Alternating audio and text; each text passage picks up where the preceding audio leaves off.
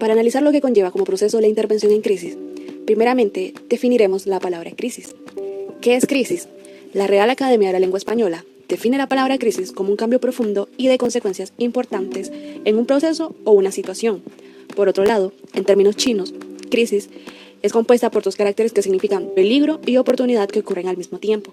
Y en griego la palabra krinein significa decidir. A veces, por ejemplo, se atraviesa por una crisis emocional por distintas circunstancias que pasan alrededor de uno, y no se le suele prestar atención porque se tiende a pensar que es algo normal, pero no es así. La vida de una persona puede cambiar en uno u otro sentido y se puede volver difícil de afrontar la situación en que se encuentre. Si bien es cierto que la crisis es un estado temporal de inestabilidad, suelen haber síntomas emocionales como tristeza, confusión, ansiedad y frustración. También aparecen síntomas fisiológicos como llanto, sudoración, mareo y dificultad para respirar. Por lo tanto, una crisis será la reacción conductual, emocional, cognitiva y biológica de una persona ante un evento precipitante que se constituye un estado temporal de desorganización y de necesidad de ayuda. Entonces, ¿qué viene siendo la intervención en crisis? Tomando en cuenta lo que dije anteriormente, la intervención en crisis no es más que la estrategia que se aplica en el momento de dicha desorganización. Por definición, el estado de crisis, repito nuevamente, es un estado temporal y muchas veces es producido por algún acontecimiento o evento traumático. En el mejor de los casos, se espera que la crisis siga las fases secuenciales y en base a esto llegar a tener un potencial resolutivo. Pero es lógico pensar que la mayoría de las personas esperan sufrir varias crisis a lo largo de la vida. Incluso métodos que utilizaban antes pueden que actualmente fracasen y ellos lleguen a creer que es inútil salir de ese estado, ya que cuando una persona comienza a visualizar la crisis como parte de ella, cree que todo lo que está ocurriendo es culpa de sí mismo. Tiende a crear una visión interna negativa que le impide usar la situación para su crecimiento y desarrollo personal. Hay que tener en cuenta que una intervención en crisis no es un proceso que no tiene fin, como algunas personas llegan a creer. En ocasiones las intervenciones de primer nivel suelen ser muy breves y de una sola sesión. Hay algunas que llevan minutos y otras que se llevan unas cuantas horas. Estas son realizadas por un amplio abanico de intervinientes y pueden ser realizadas en un lugar adecuado, como por ejemplo una escuela. La habilidad del interviniente en estos casos es ayudar al individuo en crisis de modo que se llegue a sentir una persona competente, fuerte y capaz de reforzar el punto de vista positivo de la situación en que se encuentra. Cabe señalar que la intervención en primer nivel será más eficaz si se aplica en la fase inmediata de la crisis.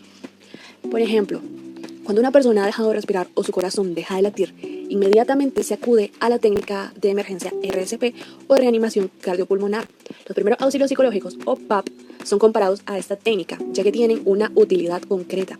Por lo tanto, en el caso de ser necesaria una ayuda más especializada, se va a recurrir a profesionales muy calificados para atender tal evento. Los PAPs son también una intervención preventiva.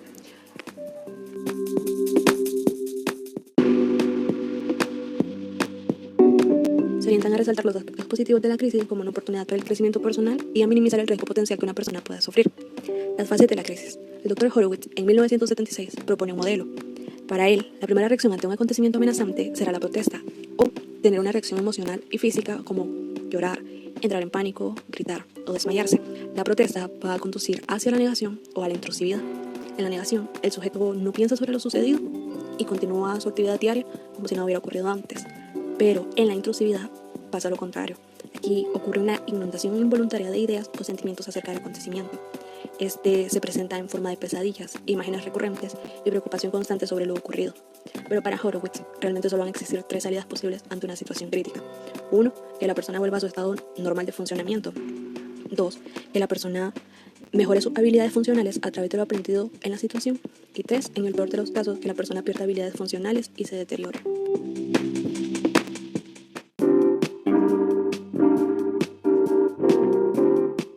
Primeros auxilios psicológicos. Saliqueo, uno de los exponentes sobre las intervenciones en crisis, da a entender que los primeros auxilios psicológicos, o PAP por sus iniciales, son un proceso de ayuda hacia la persona con el propósito de minimizar las crisis emocionales y maximizar la probabilidad de crecimiento personal. Entre ellas se encuentran aquí diversas habilidades como manejo de emociones, manejo de problemas y conflictos, pensamiento creativo, y al mismo tiempo nuevos proyectos vitales. Los primeros auxilios psicológicos siguen un protocolo el cual está formado por 4 puntos. En tiempo, puede ser de minutos, como 50 minutos, a horas de 1 a 2 horas. Por objetivos, los cuales son 4 objetivos. El primero es restablecer la capacidad de afrontamiento. El segundo, proporcionar apoyo, es decir, darles a entender que no tienen que cargar con sus heridas emocionales por sí solos. El tercero, que es reducir la letalidad. o sea, minimizar todas las posibles conductas destructivas para evitar eventos futuros desafortunados. Y por último, deberá ayuda especializada, resolver el problema de manera inmediata, como también resolver las necesidades críticas. El lugar. Los lugares suelen depender del ambiente en que se estén ejecutando los PAP, pero lo mejor sería un lugar tranquilo y que esté fuera de peligro. Y por último, el procedimiento, que consiste de 5 pasos. El primer paso es conectar, o el contacto psicológico. ¿De qué le gustaría hablar? Veo que está muy enterado o enfadado. ¿Le gustaría hablar de eso? Puede imaginar en cómo debe estar sintiéndose. Esta y algunas otras frases, como también la escucha atenta de los hechos, de lo que piensa en ese momento, de cómo se siente, y de parte del interviniente mostrando expresiones de manera calmada, son ejemplos de cómo empatizar con la persona en crisis, debido a que el primer paso consiste en conectar con la persona atendida para que se sienta escuchada, aceptada, comprendida y apoyada, lo que provoca una reducción del nivel de intensidad de las emociones. Esto ayuda a reducir el dolor de sentirse solo durante la crisis. La capacidad de contactar puede ser diversa, ya que depende de su forma de ser y la forma habitual de responder ante las emergencias.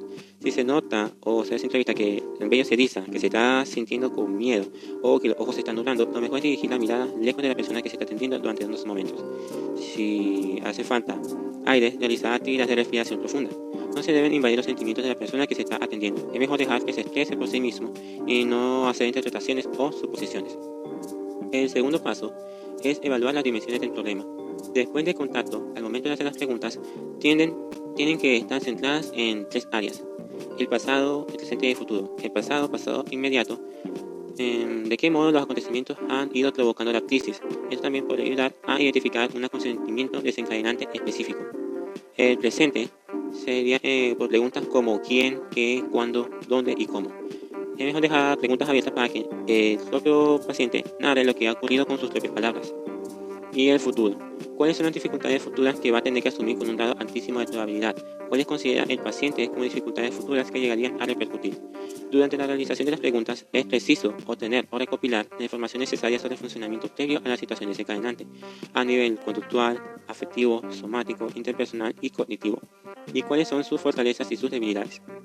Algunas preguntas que podrían tomarse en consideración serían: ¿por qué no puede resolver el problema ahora? ¿Ha tenido antes una experiencia parecida? ¿Cómo se siente ahora tras los acontecimientos? ¿Tienes problemas con el alcohol o las drogas? ¿Cuál es el impacto sobre la vida familiar y sobre sus amistades? También ante cualquier situación es importante explorar la posible ideación suicida y en un posible caso, la siguiente pregunta: ¿quién es la persona más significativa a la cual puede recurrir en solicitud de ayuda?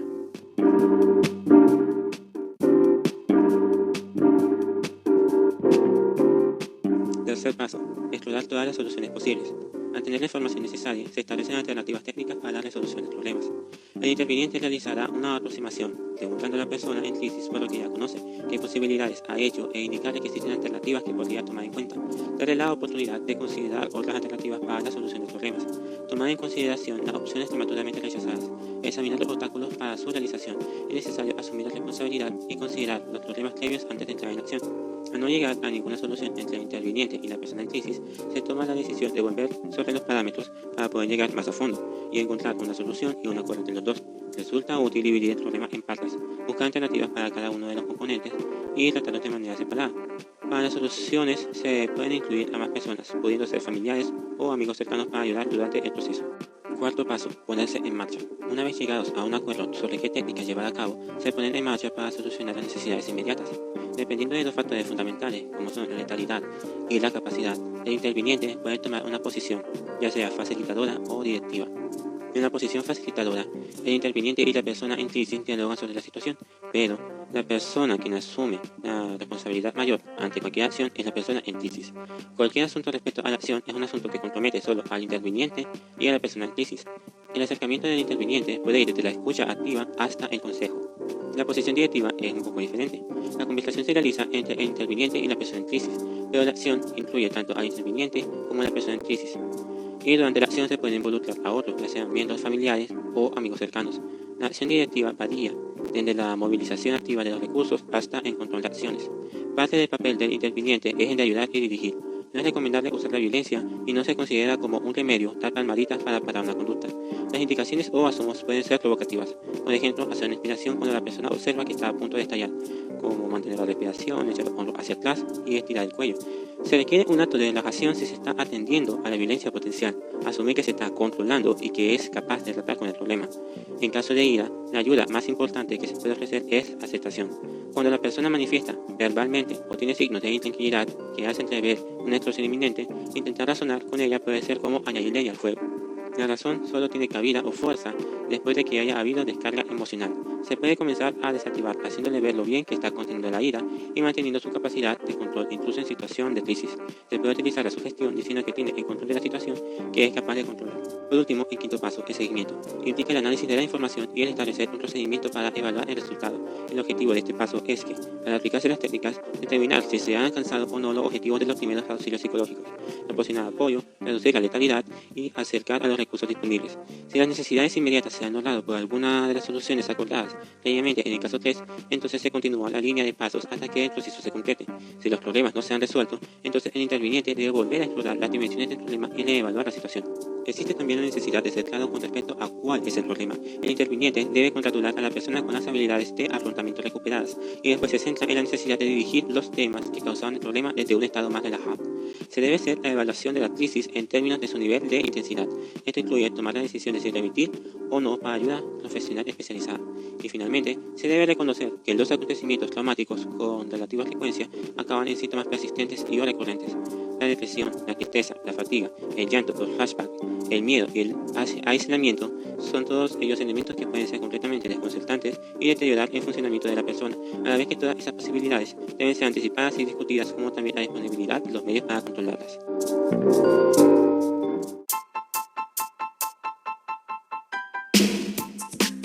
Fase inmediata postimpacto y fase de restauración. Tratamientos que deben realizar los especialistas en salud mental. Esta fase se puede describir como el periodo en el que los intervinientes son reemplazados por los designados oficialmente. Las intervenciones en crisis, tanto formales como informales, dan paso a un plan de respuesta. En esta fase, el inicio suele ser entre las 24 y 48 horas desde el impacto y suele durar por término medio hasta la semana 14. El principal objetivo de los intervinientes es la asistencia en crisis para facilitar la estabilización psicológica e interpersonal de los supervivientes y los intervinientes. Durante la transición de los primeros ciudadanos a los ciudadanos coordinados, los voluntarios y los primeros intervinientes, especialistas en salud mental, puede ser renuente el delegar su rol en lo profesional asignado. Este rechazo es comprendido en su contexto, es decir, estos voluntarios habrían en varios grados soportar un choque emocional que les puede dificultar mantener sus roles y fronteras como profesionales de la salud mental. Puede ocurrir que haya conflicto, por lo que se requiere comprensión, tacto y firmeza por parte de los que deben asumir la responsabilidad del relevo. Intervenciones generales. En estas intervenciones, además de las actividades pragmáticas de proteger, dirigir, conectar y triaje, se suplementan incluyendo intervenciones psicoeducativas como la siguiente. Se debe proporcionar material de autoayuda y representaciones. También se debe proporcionar técnicas para controlar el estrés. De igual manera, ayudar a los supervivientes a enfrentarse con las reacciones normales de estrés, proporcionando prácticas que no sean inoportunas y brindando apoyo emocional. Cabe recalcar que el apoyo emocional en crisis reduce la indefensión e incrementa la recuperación. Y también se debe continuar en la identificación de aquellas personas y familias en situación de riesgo de tener problemas psicológicos a largo plazo.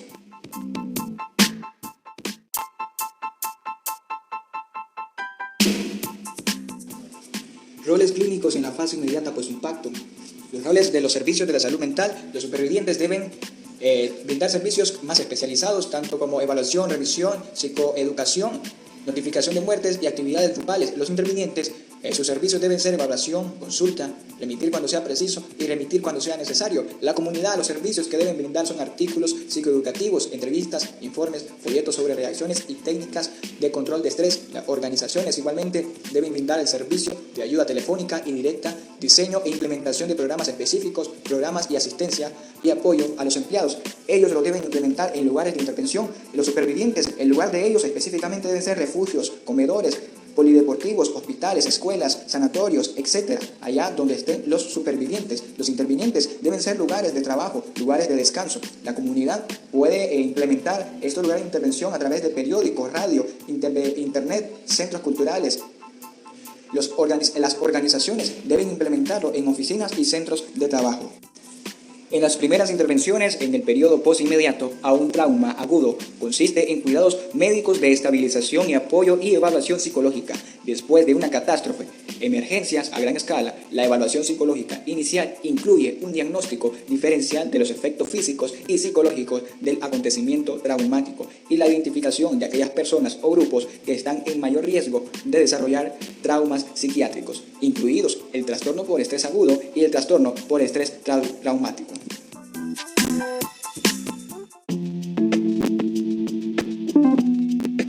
Pautas de trabajo en los lugares de concentración de muchos supervivientes. Punto número 1. Intervención individualizada. Aunque el lugar puede variar, los intervinientes en salud mental frecuentemente se encuentran trabajando solos en una habitación en donde hay reunidos cientos de supervivientes.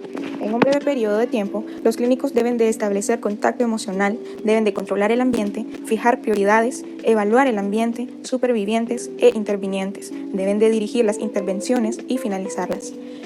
Punto número 2. Establecer contacto emocional controlando el ambiente entre el gerente y los intervinientes. En esta se debe de presentar personalmente y explicar de forma breve el objetivo de la visita, asignación y cuánto tiempo vas a permanecer en un lugar determinado. En muchos casos, los gerentes con experiencia estarán esperando el apoyo de los servicios de salud mental. En otras ocasiones, los gerentes estarán demasiado ocupados para hablar con alguien. Punto número 3. Búsqueda de necesidades. Se debe de preguntar al gerente si tiene alguna preocupación en particular con el ambiente, ya sea ruidos, hacinamiento, necesidades especiales de áreas designadas o preocupaciones acerca de una familia en sí, una persona o un interviniente. Y si es el momento adecuado, debemos de preguntar al gerente cómo sobrellevar personalmente la situación. Punto número 4. Expectativas de los servicios de salud mental. Acá se debe de preguntar acerca de qué idea tiene el gerente del papel que se va a desempeñar. Si es necesario, se corrigen las expectativas irreales. Por ejemplo, un gerente inexperto puede creer que está allí para evaluar la calidad de intervención en salud mental o cosas por el estilo. Sin embargo, se debe de ayudar a comprender que la misión es proporcionar apoyo a las víctimas e intervinientes y no realizar evaluaciones laborales. También puede resultar útil preguntar si ya han tenido asistencia por los equipos de salud mental y si esta ha sido útil. Punto número 5. Observar el ambiente, ya sea nivel de ruido, hacinamiento, asentamientos, disponibilidad de agua potable, un área en específico para los niños, una zona de descanso, el uso de boletines informativos, disponibilidad de información impresa, exposición a estímulos traumáticos a través de la televisión, entre otros. Se deben de hacer las recomendaciones apropiadas, ya que esto es muy importante. No es raro que el interviniente en salud mental se comprometa rápidamente en el primer problema que se le presente. Es más probable que, dadas las circunstancias, se intente responder de forma inmediata a los problemas de una persona determinada.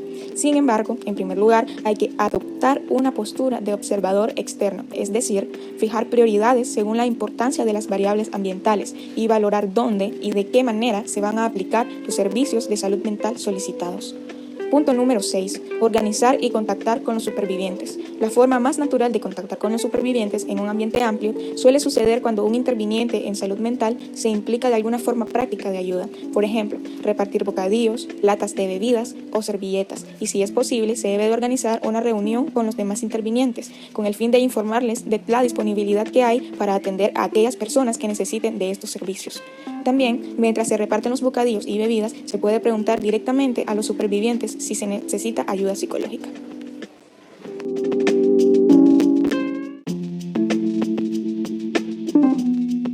Con todo lo antes estudiado, podemos concluir lo siguiente. La intervención en crisis no es más que la estrategia que se aplica en el momento de dicha desorganización. Por definición, el estado de crisis es temporal y muchas veces se suele producir por un acontecimiento o evento traumático. Los primeros auxilios psicológicos se entienden como un proceso de ayuda dirigido a asistir a una persona y en el que las cicatrices emocionales y los daños físicos se minimizan y la probabilidad de crecimiento personal se maximiza.